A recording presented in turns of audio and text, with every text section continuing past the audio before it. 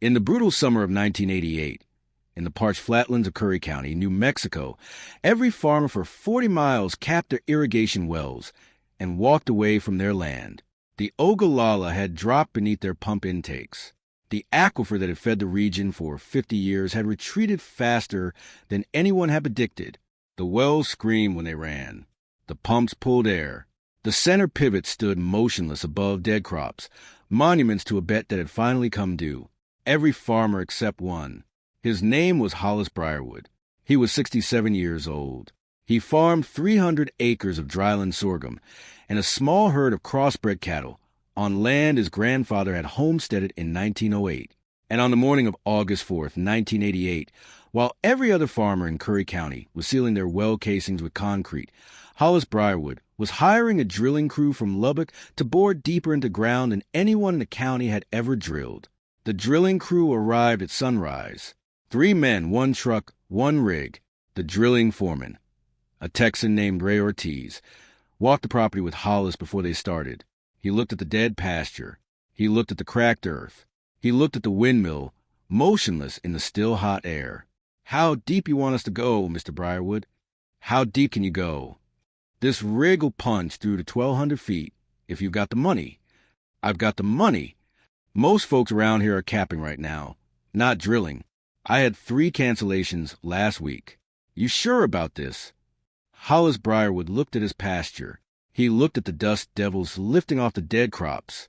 He looked at the empty stock tank where his cattle had been drinking from a hauled water tanker for the last 3 weeks at a cost that was eating him alive. "Ray, I've watched this aquifer for 52 years. I know things about this ground that nobody else paid attention to. Drill where I tell you. Go as deep as you can. The water is there." "Mr. Brierwood, the Ogallala in this section has dropped to 840 feet. Saturated thickness is down to maybe 40 feet. If you go past 900, you're punching through into the Triassic redbeds, and there's no water in the redbeds. There's water below the redbeds." "Sir, I've been drilling wells in the southern high plain for 19 years. I've never hit water below the redbeds." "That's because you've never drilled where I'm telling you to drill." Ray Ortiz looked at Hollis Briarwood for a long moment. Then he nodded slowly, walked back to his rig, and started the drilling that everyone in Curry County would later say should never have been attempted. What Ray Ortiz did not know was that there was a tin box at the base of that windmill. The tin box held a notebook.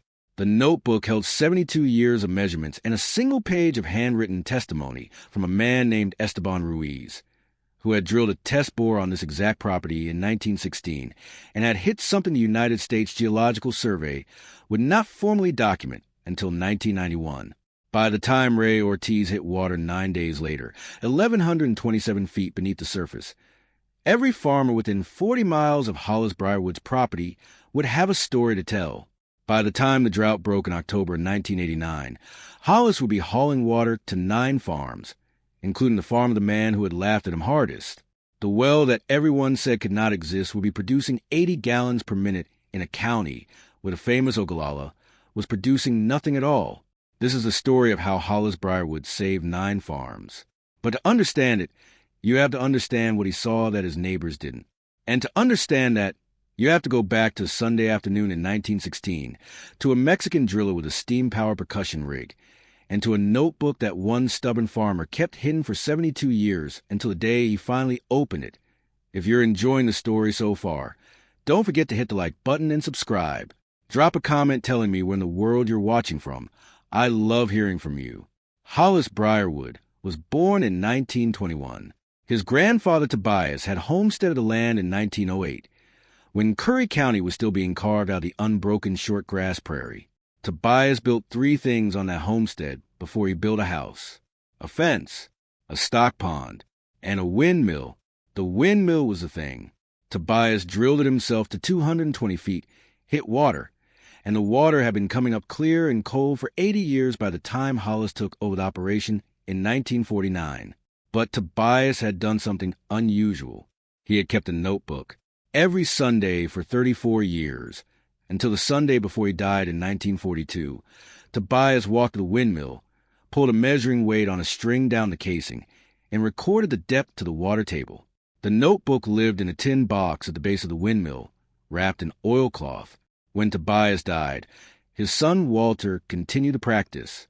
When Walter's heart gave out in 1958, Hollis took over. 3 generations of Brierwood men measured the same well every Sunday for 50 years. Hollis sat at his kitchen table in the spring of 1986 with the entire notebook spread out in front of him. His wife Margaret poured him coffee and sat down across from him. She had been married to Hollis for 41 years. What does it say, Hollis? It says we're losing the water. 3 feet a year now. In 1955, it was 4 inches. The curve is going somewhere we don't want to go. How long? 5 years. Maybe 7. Then the windmill stops. Margaret was quiet for a moment. Then she said the thing only a wife can say to a husband who is staring at a problem he has been carrying alone. Hollis, what does the page in 1916 say? He had not expected her to know about the page, but Margaret had been married to him long enough to know the rhythms of his thinking. He turned to it now. The page was titled, in his grandfather's careful schoolboy hand, what the Mexican driller said. In 1916, a Mexican drilling contractor named Esteban Ruiz passed through Curry County looking for work. Tobias hired him to drill a deeper test bore, something no other settler in the area had thought to do. Esteban drilled to 930 feet, a remarkable depth for the equipment of that era, and hit something extraordinary. Below the Ogallala, below the Triassic redbeds, below the layer of impermeable rock that everyone assumed bottomed out the regional water resources, Esteban Ruiz had hit a confined aquifer in Permian limestone. The water rose in the test bore to within 200 feet of the surface, artesian pressure, indicating the aquifer was confined and recharged from somewhere distant. Esteban told Tobias what the water meant. This water below the red rock. Senor, it does not come from here. It comes from somewhere else. From the mountains. Perhaps it is older water, but it is also water that returns. The Ogallala is what falls on the plains. This water is what falls on the mountains. They are not the same. When the plains water is gone, this water will still be here. Tobias paid Esteban Ruiz, capped the test bore with a steel plate, and wrote everything down. He had no need for the deeper water. The Ogallala was full. The windmill ran, but he wrote it down. 70 years later, his grandson read what he had written. Margaret watched Hollis turn the pages. She saw his hands. They were steady, but his face had changed. She had seen that face only twice before in their marriage. Once when their son Daniel had been born, and once when their daughter Ruth had died of meningitis at the age of 4. It was the face of a man who has just understood something irreversible. Hollis, what are you going to do? I'm going to drill the well my grandfather should have drilled. How much? $18,000. We don't have $18,000. We will. 2 years. The cattle and the sorghum, if the rain holds. Maybe 3. And if you're wrong? He looked at her for a long time before he answered. Margaret, I've been wrong about a lot of things. But the notebook isn't wrong. The notebook has been right for 72 years. If my grandfather wrote down what Esteban Ruiz told him, then Esteban Ruiz told him the truth. And if the water is below the red rock, then the water is still there now. And the neighbors? He smiled, a thin, tired smile. The neighbors are going to laugh. Every one of them, especially Garnet. Then we let them laugh. He put the notebook back in its tin box. The decision was made, but Hollis Briarwood was not yet ready to act on it. He was a careful man. He needed to make sure he was right before he spent $18,000 on a hole in the ground that everyone in Curry County would tell him was empty. So he drove to Clovis the next morning to do the one thing his grandfather had taught him to do before any major decision. He went to ask the experts, and the experts told him he was wrong. Doyle Hatcher had been the Curry County Agricultural Extension Agent for 14 years. He held a profound respect for the published research of the United States Geological Survey, which had repeatedly stated that there was no developable groundwater resource in Curry County beneath the Ogallala. Hollis sat across from Doyle Hatcher's desk and laid out the notebook, the topographic map, and the written estimate from Ortiz Drilling. Doyle, I want your assessment. Doyle Hatcher read the documents carefully. When he finished, he set them down. Hollis, The Geological Survey has done extensive work in Curry County. There is no documented aquifer beneath the Triassic redbeds. The redbeds form an impermeable barrier. Any deeper formation would not recharge and would not produce sustainable yield. The survey says it indicates that. That's not the same as proof. It's the best information available. Doyle, my grandfather hired a man in 1916 who drilled to 930 feet on this property and hit a confined aquifer. The water rose to within 200 feet of the surface. That's artesian pressure. That's not a barren formation. Hollis, that was 70 years ago. There's no way to verify what your grandfather's contractor actually hit. There's a way. I'm proposing to drill it again. Doyle Hatcher leaned back in his chair. $18,000 is a substantial amount of money. If you're wrong, you've lost it. If I'm right, I have water when nobody else in the county has water. Hollis, the published science says you're wrong. The published science also said the Ogallala would last 200 years. We're 35 years in, and it's nearly gone. The published science has been wrong before. Doyle Hatcher was quiet for a long moment. What do you want from me, Hollis? I want you to put on the official record that I came to your office and presented this plan. If I'm wrong, the record will show I was wrong. If I'm right, the record will show that I came here first and was advised against it. Why does that matter? Because if I'm right, the people in this county are going to need to drill the same wells. And when they come to you for advice, I want the record to show that the man who proposed it first was the man you advised against. Doyle Hatcher looked at Hollis for a long moment. Then he opened a file folder, took out a yellow legal pad, and wrote down the date, April 14, 1986, and the substance of the conversation. He had Hollis sign it. He filed it in his official county records. What Doyle Hatcher did not tell Hollis that day was that he himself had been losing sleep over the Ogallala decline for 2 years. He had run the numbers in his own kitchen. He had reached the same conclusion. The aquifer was failing. The county was going to face a crisis. And Doyle Hatcher, who was paid by the federal government to give farmers correct advice, did not know what to tell them. He gave Hollis the official line, because the official line was all he had been authorized to give. But that night, after the office closed, Doyle Hatcher made a copy of every document Hollis had brought him. He took it home, and he started reading hydrology papers he had not read since graduate school, looking for any reference to water-bearing formations beneath the Triassic redbeds in the southern high plains. He did not find one. But 2 years later, when Ray Ortiz hit water at 1,127 feet, Doyle Hatcher would be the first official in Curry County to know that he had been wrong. In April of 1986, none of that happened yet. Hollis drove home with a notebook on the passenger seat. He called Ortiz Drilling that evening and scheduled the bore for the spring of 1988. He waited 2 years. He waited because he wanted the bank balance to come from his cattle operation, not from any borrowed money. Hollis Briarwood did not borrow money. He saved the money first, then he spent it. In the meantime, the laughter started. Word spread through Curry County, the way word spreads in farming communities. Faster than the official news and more durable than the official record. Within a week, every farmer at the Clovis grain elevator knew that Hollis Briarwood was planning to drill an exploratory well to 1,200 feet on the basis of his grandfather's notebook from 1916. The principal voice of mockery was Garnet Crandall, who farmed 800 acres adjacent to Hollis on the eastern fence line. Garnet was 52 years old and ran 4-center pivots on Ogallala wells. He had borrowed heavily in the late 1970s. By 1986, he was carrying $900,000 in debt against an operation generating less revenue every year. He did not respond well to Hollis's proposal. Hollis is going to drill to 1,200 feet. Garnet said at the elevator one Saturday morning in May of 1986. 1,200 feet.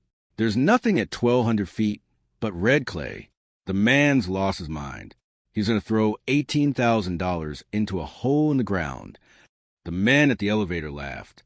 What's he expect to find down there, Garnet?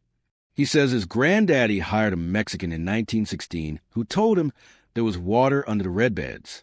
A Mexican in 1916 with a steam-powered drilling rig. That's the basis of his plan.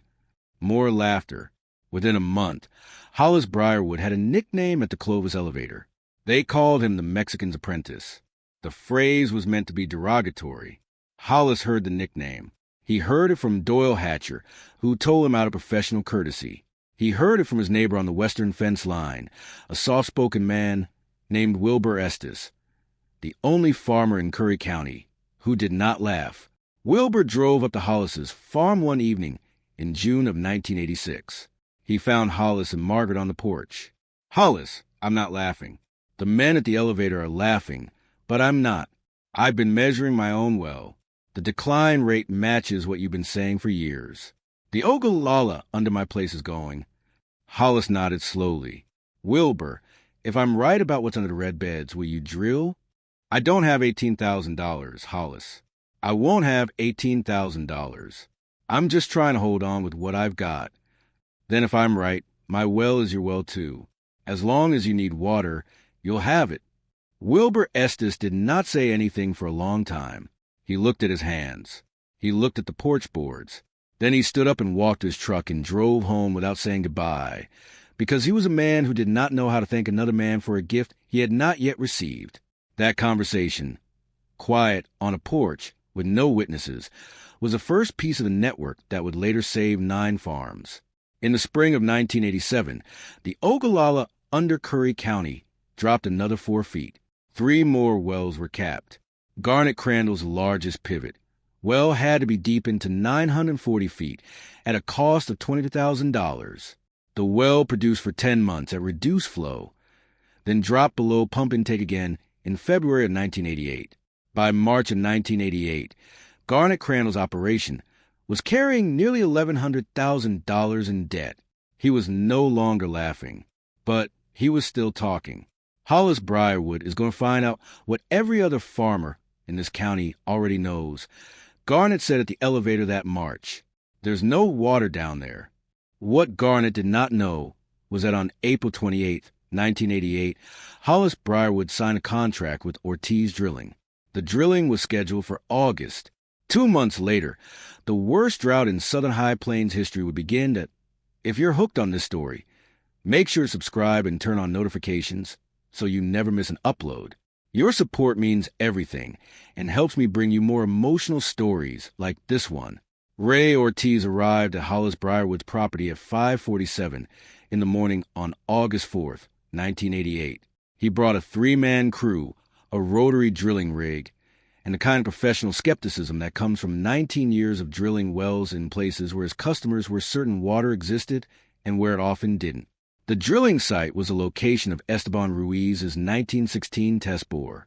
The original test bore had been capped with a steel plate that Esteban himself had welded shut, and the cap was still there, 3 inches below the surface, intact after 72 years. Ray Ortiz uncapped the original bore. He looked at the weld. "Mr. Brierwood, this welding is from 1916? "Yes. It's still tight, after 72 years. My grandfather hired a careful man." Ray Ortiz nodded slowly. He began drilling alongside it. The first 300 feet went fast. The Ogallala Formation was permeable, sandy, easy to drill through. Ray Ortiz hit dry sand at 340 feet. The current depth of the Ogallala water table beneath Hollis's property in 1988, 50 feet below where it had been when his father, Walter, measured it in 1955. From 340 feet to 790 feet, the drilling slowed. They were boring through the lower Ogallala. There was no moisture, nothing. At 790 feet, the bit hit the Triassic red beds. Ray Ortiz stopped the rig. He walked to where Hollis was sitting in a folding chair beside his pickup truck. "Mr. Brierwood, we're at the red beds. This is where every other well in the county stops. From here down, the survey says there's nothing. Keep drilling." "Sir, drilling through red beds is expensive. The bit wears faster. You're going to spend twice as much per foot from here on. Keep drilling, Ray." Ray Ortiz nodded. He went back to his rig. He drilled. The red beds went on for 86 feet. 86 feet of dense red shale, impermeable, exactly what the Geological Survey had said it would be. On the 4th night, Ray sat in the cab of his truck and questioned everything. He had drilled through red beds before. They were always dry. He had taken Hollis's money, $18,000, and he was going to deliver a dry hole. He almost called the project off that night, but he didn't. He didn't because something about the way Hollis had spoken. That's because you've never drilled where I'm telling you to drill. Had stayed with him. Not arrogance. Certainty. The certainty of a man who had read something his grandfather wrote. Ray slept 4 hours in his truck and started the rig again at dawn. At 876 feet, the cuttings changed. The red shale gave way to gray limestone. The drilling rate increased. The bit was suddenly cutting through a softer formation, a porous formation, a formation that should not have been there according to every published source on the geology of Curry County. Ray Ortiz stopped the rig. He looked at the cuttings. That's limestone. Yes, Permian limestone by the look of it. My grandfather's notebook says Permian. The driller in 1916 said Permian. Mr. Brierwood, there's not supposed to be Permian limestone at this depth in this county. The survey shows redbeds all the way down to 1,500 feet. The survey is wrong. Ray Ortiz looked at the cuttings for a long time. Then he started drilling again. For the next 251 feet, the rig cut through Permian limestone. The drilling fluid began to lose volume, a signal that the formation was porous and absorbing the fluid. Ray Ortiz adjusted his drilling fluid mix and continued. At 1,127 feet, 4 days into the deeper drilling, 8 days into the total operation, the bit broke through into a void. The drilling fluid dropped. The drill string lurched downward by nearly 2 feet as the bit cut into a saturated formation. Water came up the casing. It came up under pressure. It came up under the kind of pressure that meant the aquifer was confined, that the recharge zone was somewhere distant and elevated, that the water in the formation was being pushed toward the surface by the weight of water entering the formation hundreds of miles away. The water rose in the casing to within 198 feet of the surface and stabilized. Ray Ortiz measured the pressure. He calculated the recovery rate. He ran the numbers twice because he did not believe them the first time. The well produced 80 gallons per minute at static recovery. The water tested clean, drinkable, suitable for livestock, suitable for everything a farm needed. Ray Ortiz climbed down from the rig. He walked to where Hollis was sitting in his folding chair. Mr. Brierwood, you've got a well. How much water? 80 gallons a minute. Confined aquifer. Artesian pressure. I've never drilled a well like this in 19 years. I don't even know what to call this formation. Hollis Briarwood looked at his pasture. He looked at the windmill that had been pumping water from the dying Ogallala for 80 years. Ray, my grandfather hired your grandfather's generation to drill this hole in 1916. The man who drilled it said the water below the red rock came from the mountains. He told my grandfather that when the Ogallala was gone, this water would still be here. He was right. He was right. Hollis stood up slowly. He walked to the windmill, to the tin box at its base. He took out the notebook. He found his grandfather's page. He sat down beside Ray Ortiz and read it aloud, the way a man reads a will at the conclusion of a long inheritance. When he finished, Ray Ortiz did not say anything. He just took off his hat. That night, when the drilling crew left, Hollis walked back to the farmhouse alone. Margaret was waiting on the porch. She had been waiting since dawn for 9 days. He sat down beside her. He did not say anything for a long time. Then he said only one word. Yes. Margaret began to cry. She cried the way a woman cries who has been holding her breath for 2 years and has finally been allowed to release it. She held her husband's hand. But the news had already begun to travel. Ray Ortiz had stopped at the Clovis truck stop on his way to the motel. He had called his dispatcher. By sundown, every farmer in Curry County knew. By the next morning, the first of them came to ask for water. The first to arrive was Wilbur Estes. He drove up at 6 a.m. on August 14th in his old truck. He parked in the driveway. He walked to where Hollis was standing beside the new well.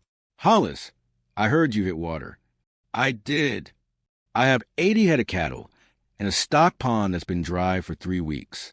I've been hauling water from Clovis at $52 a load. I can't keep doing it. How much do you need? As much as you can spare. Bring your tank. That was the entire negotiation. Wilbur brought a 1,000-gallon nurse tank. Hollis filled it. Wilbur drove home and watered his cattle. He came back the next morning. He came every morning for the next 18 months. Hollis never charged him. The second to arrive was a younger farmer named Cody Ferraro. He was 31 years old, had a wife and 2 small children, and was watching his operation collapse. "Mr. Brierwood, my well's been dry since July. If I could buy water from you, even at a premium." "Cody, I'm not selling water." "Sir, I can't take it for free." "Cody, I dug this well so my farm could have water when nobody else did. Now you don't have water. Bring your tank." The third to arrive was a widow named Amelia Stricker. The fourth was a Vietnam veteran named Lee Whitlock. The fifth was a Mennonite family who arrived in a horse-drawn wagon. The sixth was a young couple named the Hallbergs. By August 30th, 6 farmers were drawing water from Hollis Briarwood's well. By September 20th, 8. The ninth was Garnet Crandall. Garnet had held out the longest. He had hauled water from Clovis at $52 a load. He had driven 60 miles to a friend's well. He had done everything possible to avoid asking the man he had been mocking for 2 years. But by the end of September, his operation was collapsing. His pivots were dead. His corn was dead. His cattle were drinking hauled water at a cost that was bankrupting him, and the bank had begun calling about his loans. On the morning of September 28, 1988, Garnet Crandall drove to Hollis Briarwood's farm. He parked in the driveway. He got out of his truck. He walked to where Hollis was standing beside the well, filling Wilbur Estes's tank for the daily delivery. Hollis saw him coming. He did not stop filling the tank. He did not say anything. He waited. Garnet stopped about 10 feet away. He took off his cap. He held it in both hands. "Hollis." "Garnet, my well's dry. My pivots are dead. My cattle have been drinking hauled water for 2 months. I'm 2 months behind on my equipment loans. The bank's talking about foreclosure. I heard. I came to ask for water." Hollis Briarwood finished filling Wilbur's tank. He shut off the pump. He turned the valve. He turned to face Garnet Crandall, the man who had given him the nickname the Mexican's Apprentice, the man who had laughed loudest at his $18,000 gamble, the man whose laughter had echoed across the Clovis grain elevator for 2 years while Hollis had said nothing in return. Garnet was 62 years old. His face was sunburned. His hands were shaking. He looked like a man who had not slept in weeks. Hollis looked at him for a long moment. Then he said the thing he had decided he would say if this moment ever came. He had decided it back in April of 1986, sitting in Doyle Hatcher's office. He had decided it because he had known, even then, that some version of this moment would come, and that the kind of man he wanted to be in that moment would not be the kind of man who took his revenge. "Garnet, bring your tank." Garnet Crandall stood there for a long moment, his eyes filled with tears. He did not say anything. He turned around, walked his truck, drove home, brought back his nurse tank, and Hollis filled it. Then he came back the next day, and the day after, and every day for the next 13 months, until the rains finally came in October of 1989. Hollis Briarwood never charged Garnet Crandall for water. He never mentioned the laughter. He never said the words, "I told you so." He just filled the tank. What Hollis did not know was that Garnet Crandall sat in his truck after the first delivery and wept for 45 minutes before he could drive home. He wept because he had spent 20 years building an operation on the assumption that he was smarter than men like Hollis Briarwood. He wept because the assumption had been wrong. And he wept because the man he had mocked had given him water, without conditions, without lectures, without making him feel small. Some forms of forgiveness are loud. Hollis Briarwood's was the quieter kind, but it was the kind Garnet Crandall would never forget. The drought broke in October of 1989. 12 inches of rain fell in 3 weeks. The stock ponds refilled. The pastures greened again, slowly. The Ogallala did not return. The Ogallala would never return. By that point, 3 farmers in Curry County, including Wilbur Estes, had drilled their own deep wells based on the geological data Ray Ortiz had submitted to the New Mexico Bureau of Geology and Mineral Resources. By 1991, the Bureau had formally documented the formation. They named it the Brierwood Permian aquifer. Doyle Hatcher submitted the original April 1986 file to the Bureau researchers. It became part of the official documentation. The researchers noted in their published paper that the original identification of this aquifer is properly attributed to Tobias Brierwood, who hired the drilling contractor Esteban Ruiz in 1916, and to Hollis Briarwood, who acted on the documented testimony 72 years later when no other party in the region would. Hollis Briarwood read that sentence in the Bureau publication when it arrived in his mailbox in the summer of 1991. He read it twice. He did not show it to anyone. He put it in the tin box at the base of the windmill, alongside his grandfather's notebook.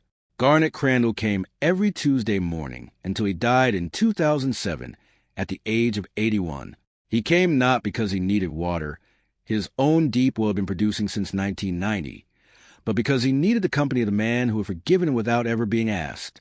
Hollis Briarwood died in 2002 at the age of 81. His son Daniel took over the farm. Daniel had grown up watching his father read the notebook every Sunday. He continued the practice.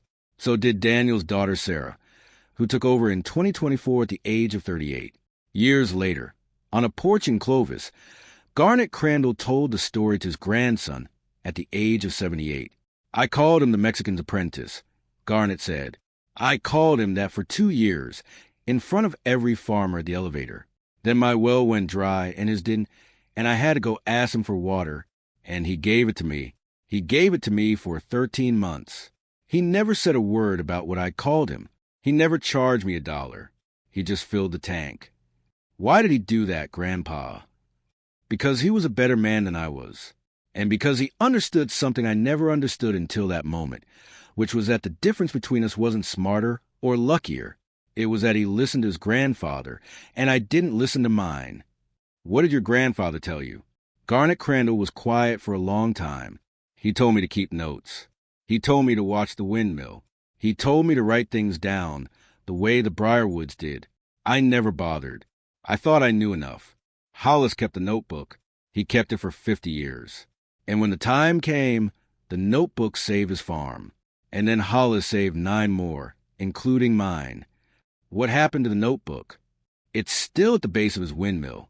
His granddaughter Sarah opens it every Sunday. She measures the water like her great-great-grandfather did. The well is dry now, has been for 30 years, but she measures it anyway. Why does she measure it if the well is dry? Garnet Crandall smiled. Because the next aquifer is always somewhere we haven't looked yet.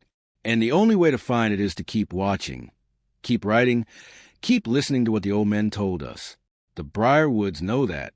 The rest of us had to learn it the hard way. In the spring of 2024, Sarah Brierwood walked out to the windmill on a Sunday afternoon. She opened the tin box. She took out the notebook. She turned to a fresh page. She wrote the date. She wrote the depth measurement, the windmill's water level, even though there was no water in it. She wrote a single sentence beneath the measurement in her careful hand. The next aquifer is always somewhere we haven't looked yet. She closed the notebook. She put it back in the tin box. She walked back to the farmhouse, where her own daughter, 8 years old, named Margaret after her great-grandmother, was waiting on the porch with a glass of iced tea. "Mom, what did you write today?" "I wrote what your great-great-great-grandfather should have written. Will I get to read it someday?" "Yes, when you're old enough to know what it means, which is older than you think." The 8-year-old nodded. The well that Hollis Briarwood drilled in 1988 is still pumping 80 gallons per minute. The tin box is still at the base of the windmill. The notebook is still being written. And 9 farms, every one of the 9 that Hollis filled water tanks for during the worst drought in Southern High Plains history, are still operating, still owned by the families that received water from him. Because the kind of help Hollis Briarwood gave was the kind that does not end. It echoes forward, through generations, through droughts not yet arrived, through aquifers not yet discovered. And it began with a Mexican driller in 1916 who told a homesteader the truth about the water below the Red Rock, and a man who, 72 years later, decided to listen. Sometimes the man who reads his grandfather's notebook sees deeper than the man who reads the Geological Survey. Sometimes the cheapest tool on the farm, a notebook, a pencil, a tin box, is the one that saves it. And sometimes 9 farms are saved because one man, on a Sunday afternoon in 1986, sat at his kitchen table and decided to listen to a voice that had been waiting 70 years to be heard. Thank you so much for watching until the end. If you loved this story, check out the other videos on your screen now. I think you'll really enjoy them. And don't forget to subscribe if you haven't already. See you in the next story.